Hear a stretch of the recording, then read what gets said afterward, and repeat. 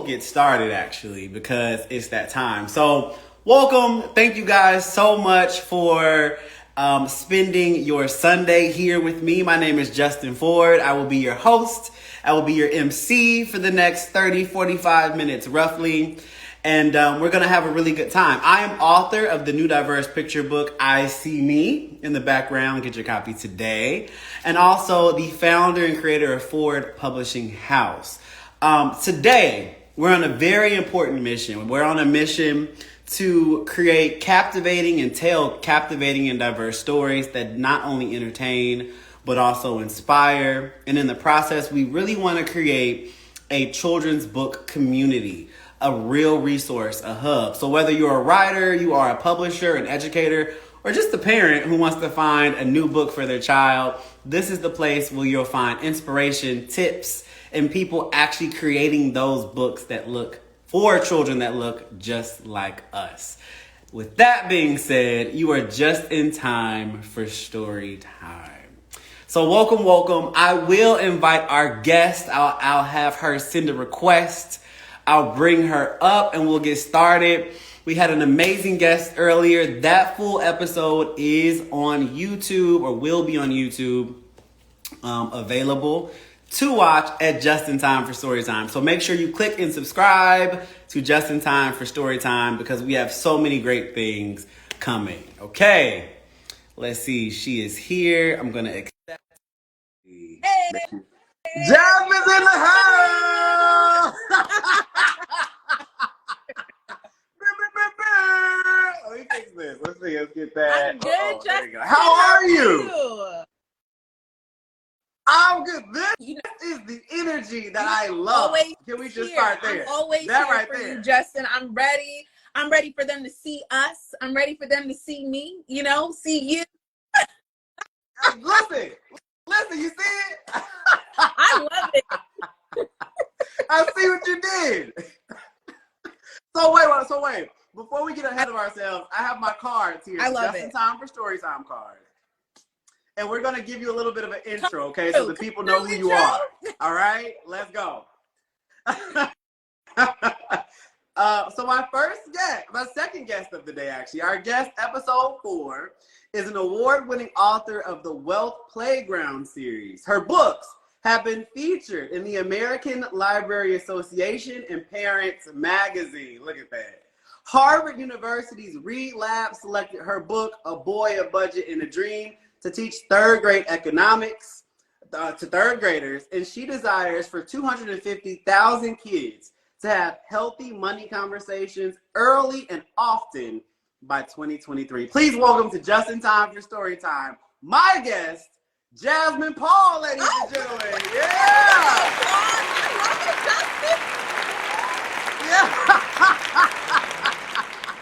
We got a live audience for you, Jasmine. Hello, everyone. I'm so excited to be here. I love what you're doing, Justin. I love that you are jumping in and really building out the author community. It's so needed. As authors, we need each other. Yes. So I love this. Yes. And I have to give you a shout out, Jasmine, because when I first started writing my book, Jasmine took the time. We were in some groups together. We talked about things because she was doing the thing way before me. Books. And we're going to talk about that today with you. Financial literacy, the amazing things you're doing for children and money. So before we get started, tell everybody a little bit about yourself. Who is Jasmine Paul? I feel like I'm learning who she is every single day, but for now, I'm Jasmine. Yeah. I am a first generation, third culture kid. So my parents are from the Caribbean, but I grew up in Asia, in Japan. And so I have a very different experience on life. I'm from the East Coast, but I live in this country called Texas, y'all.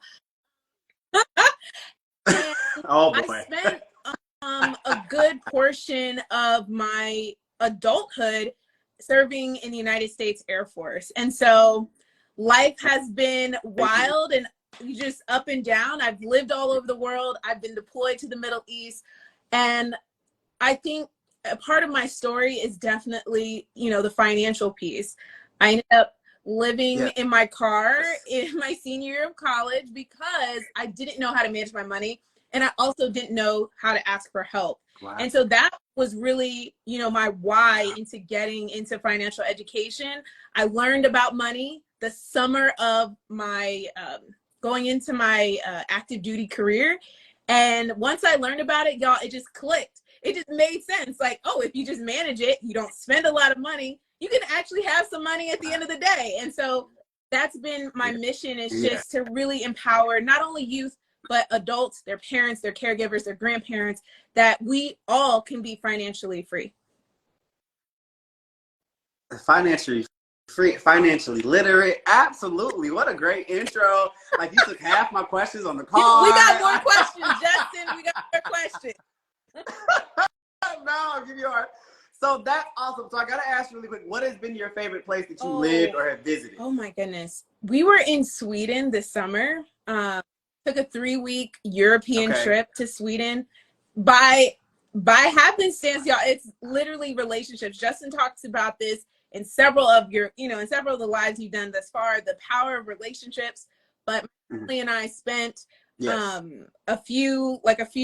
week and a half or so in Sweden, and it was lovely. So Sweden, and then I really enjoyed Vietnam.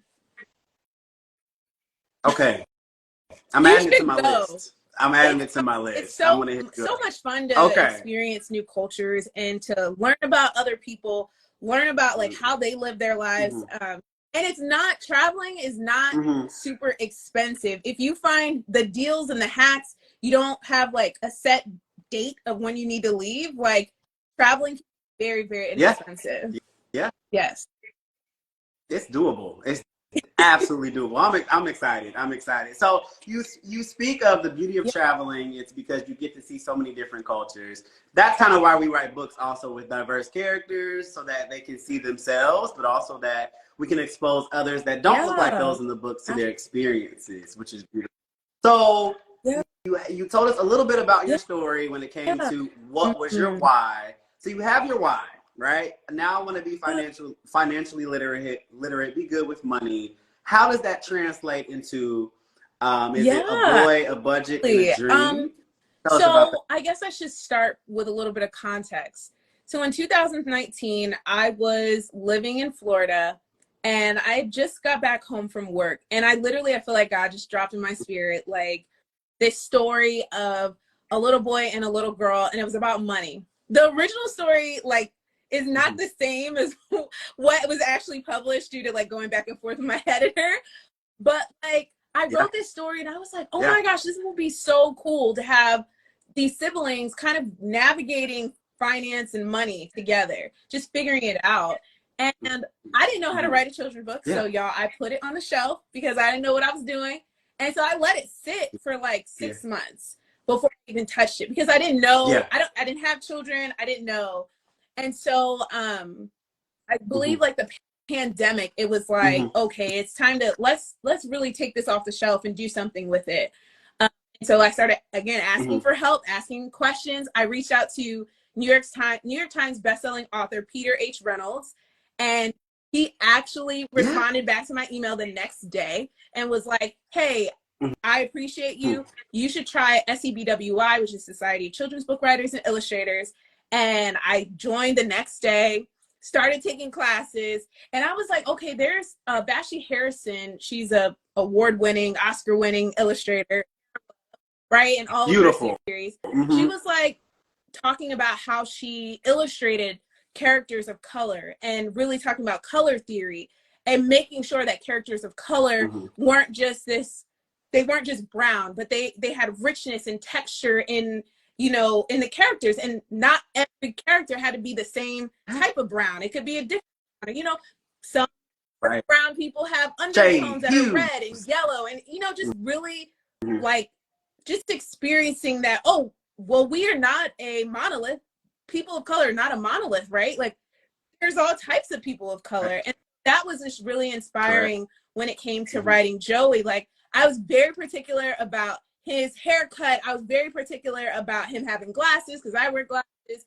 And then I wanted his sister to be like a darker shade of melanin, because I wanted there to be a little bit of difference, that brown people are beautiful and they come in all colors and sizes. And so definitely that that was like a turning point for me, was just being exposed to something new like color theory. And then also I wanted my godson to see himself in the books that he read.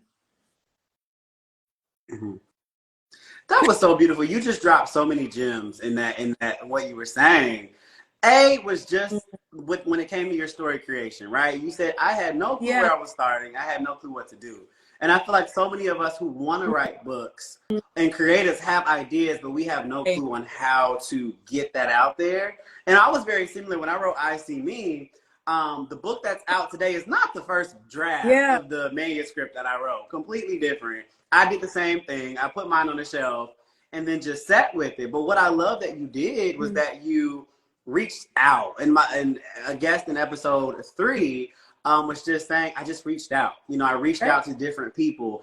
I mean, what's the worst that can happen? They can't respond. You know what I mean? Reached out. I mean, I think I reached out to you at some point and was like, hey, how did you do this? And people are so willing to help, especially in the children's book community. I think it's just a very loving community, a nurturing community. But then you write the book and you know, you add those resources, you get inspired by other people that look like us, which is amazing. So now, so now walk us through you create the book. The color theory is so important. I went through the same thing. We don't just want just a brown character. Like let's dive into what it really is. To be black, to be brown, and to be those beautiful shades and hues. Now, how do you go to making a physical copy of a book? So now you're inspired. You have your why. You're inspired. We got an illustrator. I feel like having a tight manuscript is probably the first step. Like having that manuscript that's super, super tight, clean, edited professionally.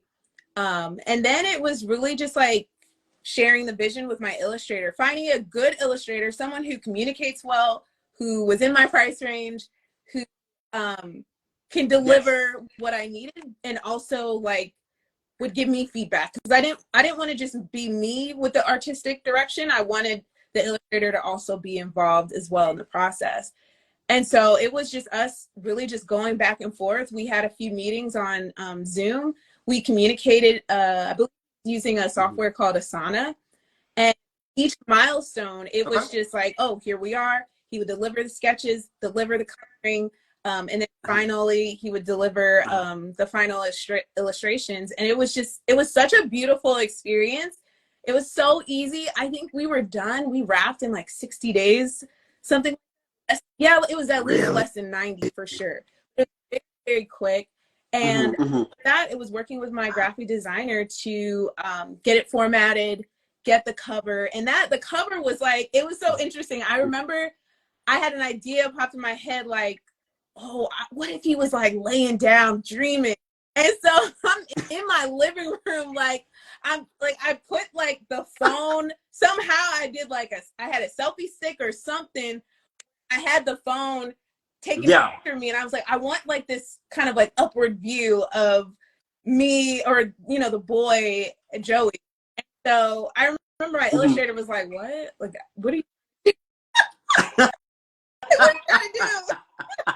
What are you talking about? Like, I don't understand. And I was like, no. And so then I went on Pinterest and also went to the library to look at like different types of books and how they were formatted. I couldn't find a book of like how I wanted it to be. And so we went back and forth, kind of just on iteration, back and forth, like what it was. Because this was not the original color. It was actually purple.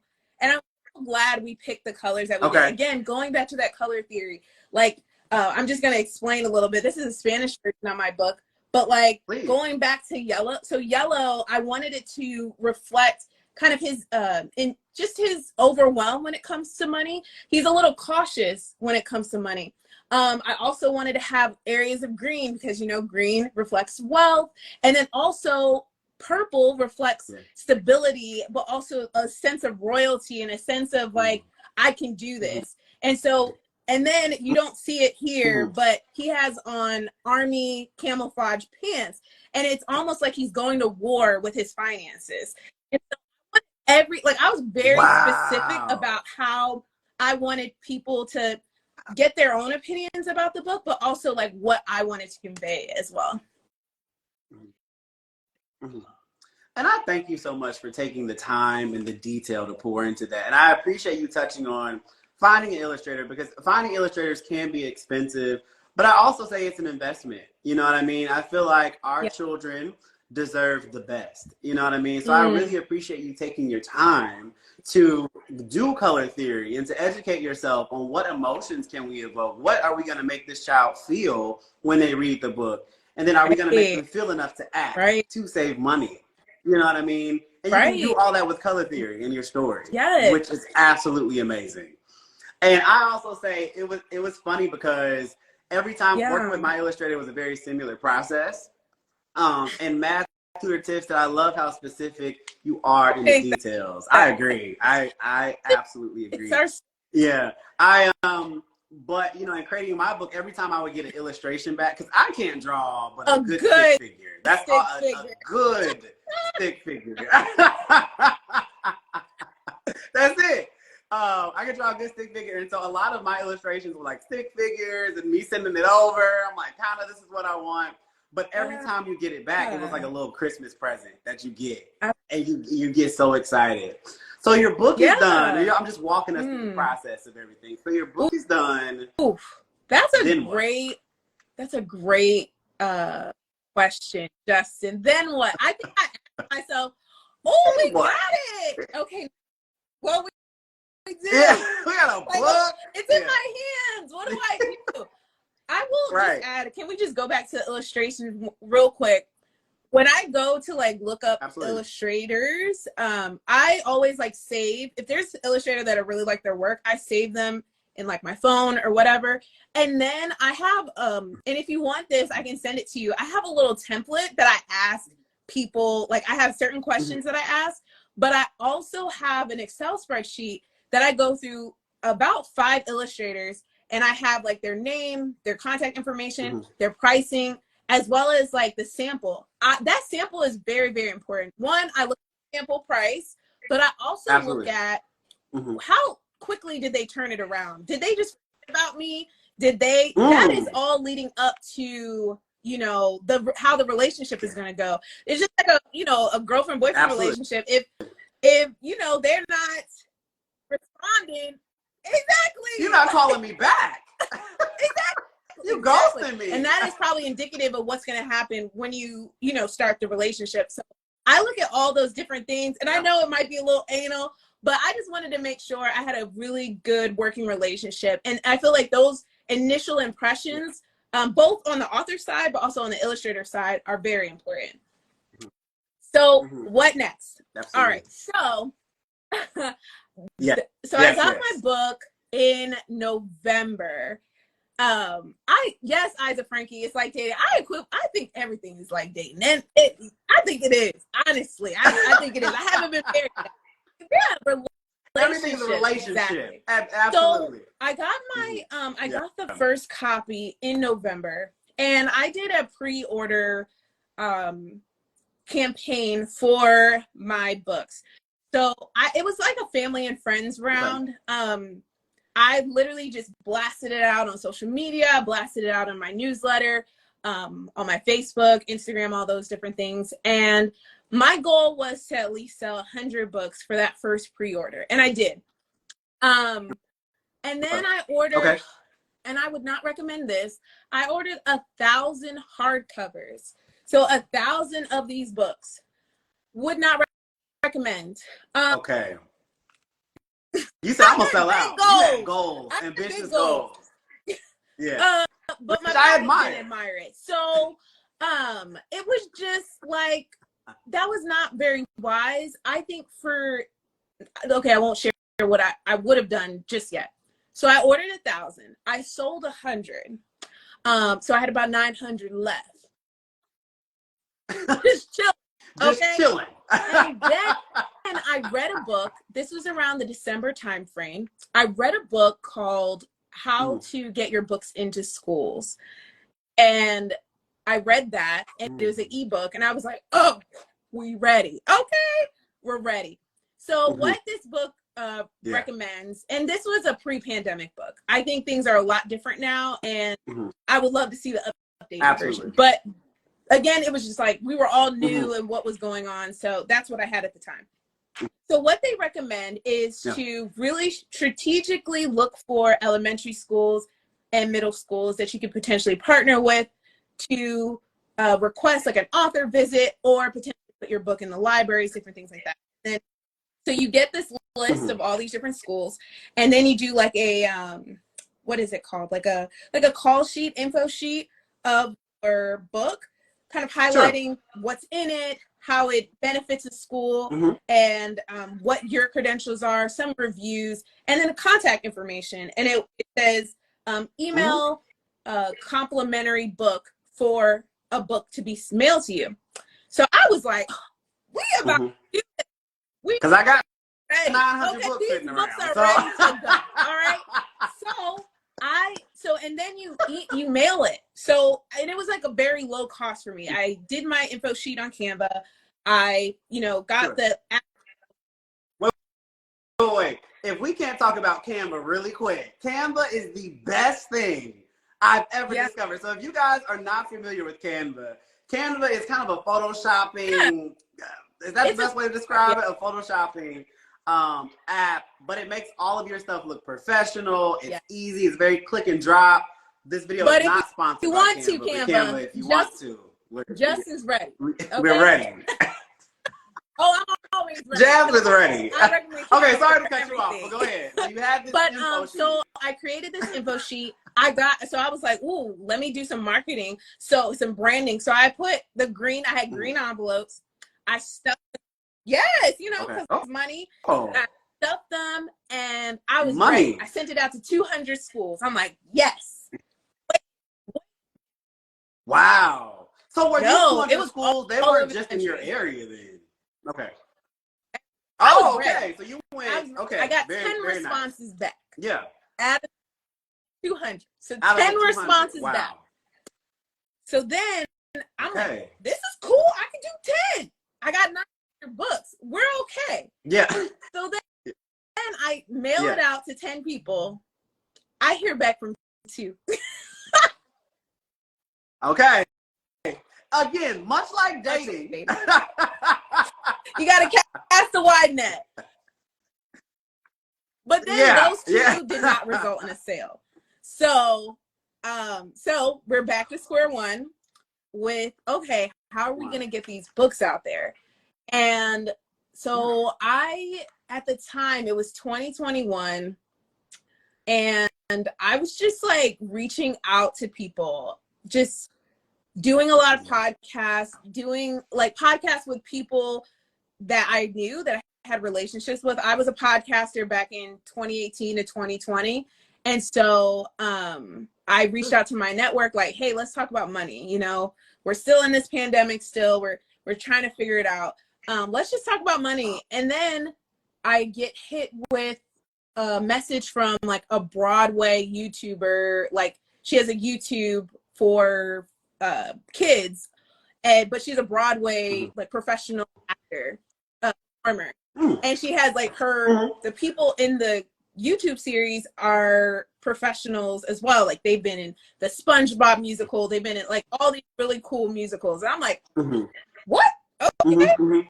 So she's like, I love your book. I'd really love to like do like a YouTube like story time like around it, and we'll just make it all about money for international money, like international financial literacy day. Yes, associated it with the day. And so she, Vashti is her name. She created this kind of like just programming around my book, and I was like, oh, we can do this. Oh, this is. I mean, they had a song. There was a voice actress who it's on YouTube. Voice actress who read my book, and I was like, okay, it made the wheels start turning. Like, okay, we can do this. So then I was like, how do I like really combine activities? Because it's so much more than just a book. Like you can do budgeting, goal setting. Like I created a rap song off of it. Like you could do so much. So once I saw that, like the possibilities were endless, and it was just really like pitching myself. I pitched to a cafe who it was like they had it was black owned, and they did like historical figures and historical moments, and that was kind your thing. I found them Mm-hmm. off of the article I read, and I was like, hey, Mm-hmm. I would love to send my books to you. I would love to like have a partnership, and they loved it. They ended up purchasing books for me, so I did that. Yeah. I went to my local bookstores. I was doing times there, going to Yeah. libraries. Before, I guess, oh, I didn't even say this, but before all that, I went to barber shops, and because I was like, Okay. there's a little boy, he has a high top fade. Like, how do we get these kids to read it? And I grew up in my aunt's hair salon she had a hair salon for over 30 years. Mm-hmm. And I would always go across the street to the Mm-hmm. barber shop, and like the same way little girls were at the hair salon, little boys were at the barber shop. Right. And so I'm like, Barbershop. okay, Mm-hmm. maybe there's a way that I can do like a sponsorship program, almost like a barbershop book club, to get kids. So not barbershop book club, because I think that's trademark. So we're gonna say barbershop reading, okay? But not that. But like I wanted to get the book in front of kids, and I was having the trouble with like not hearing back from the school. So I was like, how is there a way to partner with the community where kids are already going to be? And so I had sponsors purchase like 5 sets of books, and I would give it to the barbers. They would have it on display in their shop, and then they would gift it to their young clients. They made them read it first, and then they could take it home with them. And so that was like the start of how like everything happened, because I wasn't hearing back from schools. I just, first off, kudos to you. Kudos to you, because a question for you. So you have a palette of 900 books sitting around. What was the time frame between that until everything else took off? What was that span of time? So I had 900 hardcovers, and it took me about 2 years to like really push out the hardcovers. Now for the paperbacks, I can't keep those on the shelf. The paperbacks, they're cheaper. Yeah. People love them. And I sell those things. Like I sell them to United Ways, Boys and Girls Clubs, different foundations. Like they love the paperbacks. So that was one thing I wish I would have done differently, is not invest in the hardcovers. Okay. Like I don't sell hardcovers as much as I do with the paperbacks. Like even the barbershop book program, I was selling those as hardcovers because I wanted to push them.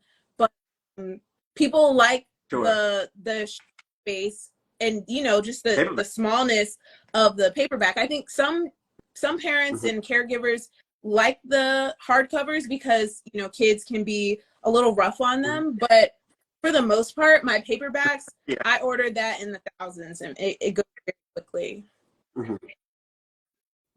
So we love that. So I love how you're saying, so I asked you that question because it's perseverance that took place, and that's what I love. I love the fact that you did not stop, because you very much could have been, and I think in this journey of self-publishing especially, you can become disheartened and lose your drive very easily, because you think that, I have a book, this book is going to sell out, I love it, it's great message, it's diversity, it's whatever it is, and then it doesn't happen that way. But the fact that you took untraditional routes, I mean, you really thought outside the box, and a key is you had to go where our boys and girls are. You had to seek them out, because they're not necessarily sometimes in traditional places. I'm looking in the comments. Someone said, wow, that's incredible. Obviously, I sell mostly hardcovers, which is awesome, because I'm very much paperbacks fly, but the hardcover is a little bit, it's an investment.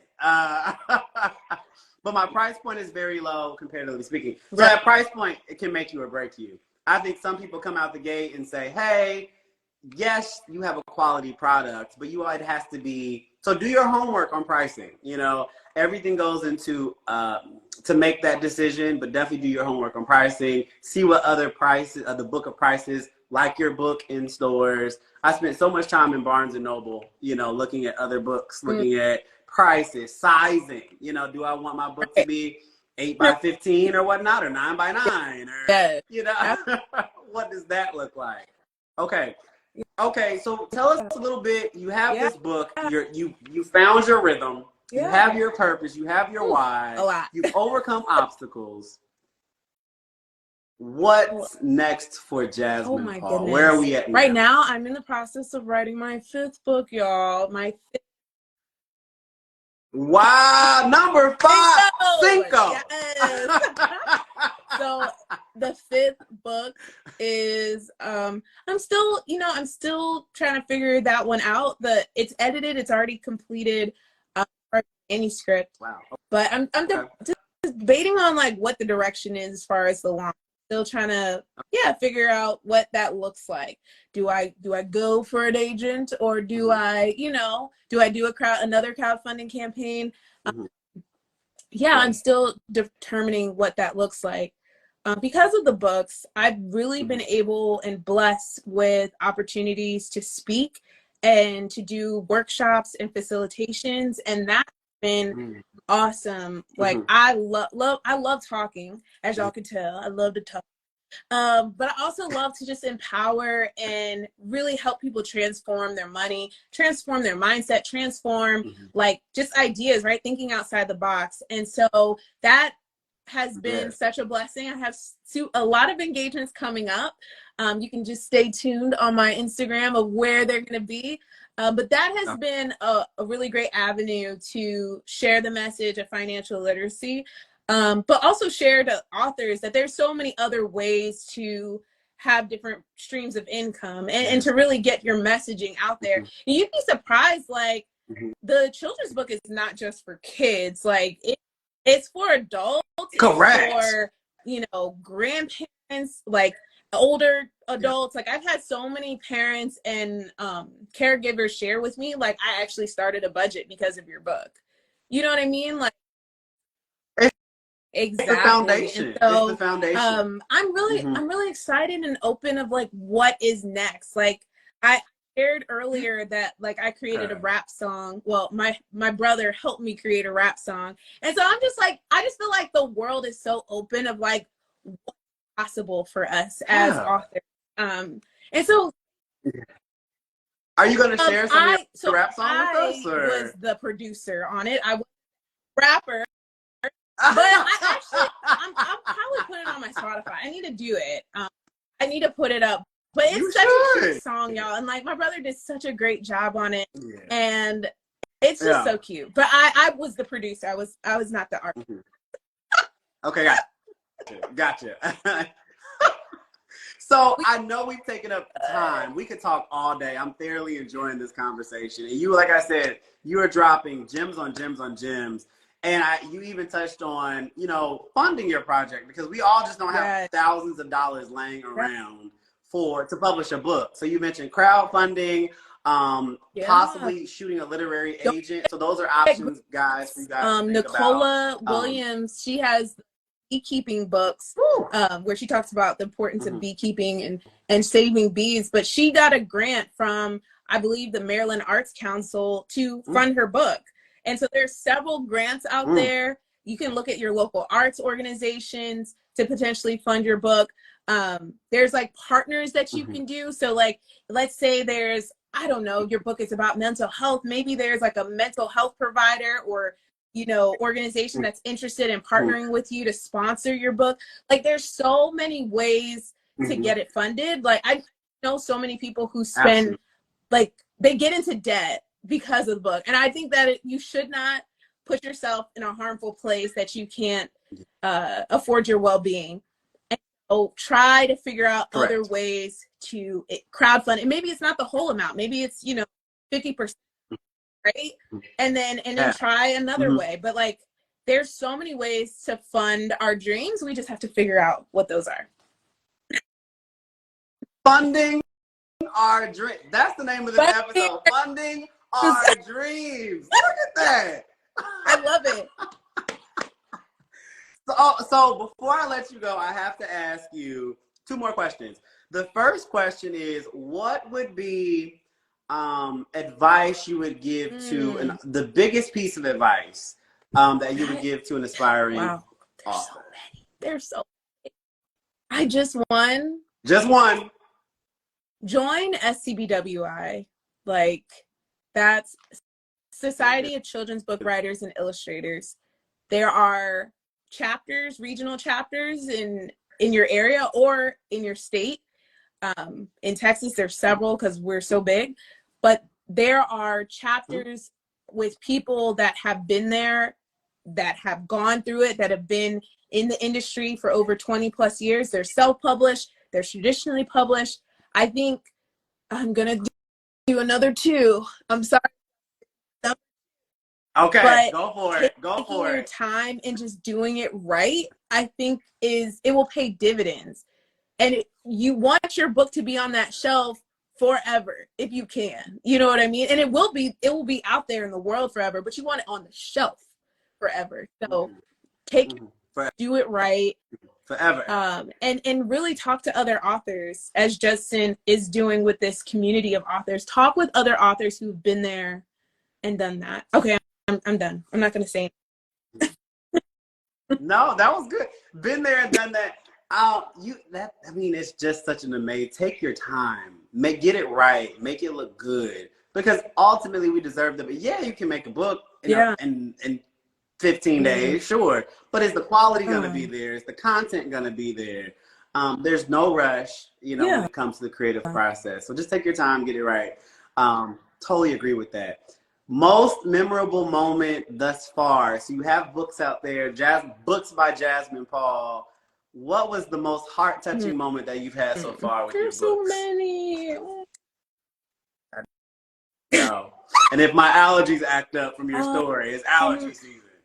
There's so many. Like, before I share the moment, something that a author shared, and I'm blanking on her name, but she's a well-known author. She mentioned the importance of writing stories that matter, but also that kids can really read and come alive and learn and enjoy and laugh at. Like, it's great. We have a book business and it's amazing and it helps us put food on the table. But at the end of the day, there is a child on the other end of that who's going to read it and who's going to absorb it, and it's going to make an impression upon them. And so I think that for me, I always make sure, at the end of the day, that's why, there's somebody picking up A Boy, a Budget, and a Dream tonight and reading it. You know what I mean? And so that's what keeps me grounded, and that's what I hope to share with other people. Just remember that there's somebody on the other end of that. With that said, I was doing a elementary and high school kind of an author visit. It was a 3-day author visit. It was a lot. It was a lot.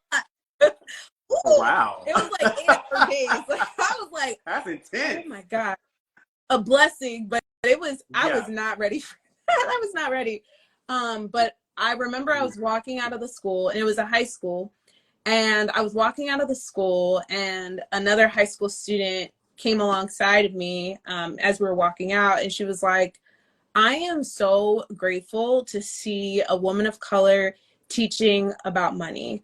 I did not know that it was possible, and I feel like because I saw you do this and you've accomplished so much, that I can do it too. And just being the tiredness just went away, knowing that someone's inspired to do something different that maybe they didn't see in their family. That's incredible. And so that's been the most memorable moment. And my book got me to that. It got me in that room. And so I am so grateful. I'm amazed by all the kids that I get to connect with and talk to. I'm amazed. They're incredible. And so, it's been a journey, but it's been a good one. I'm grateful that I'm on this path.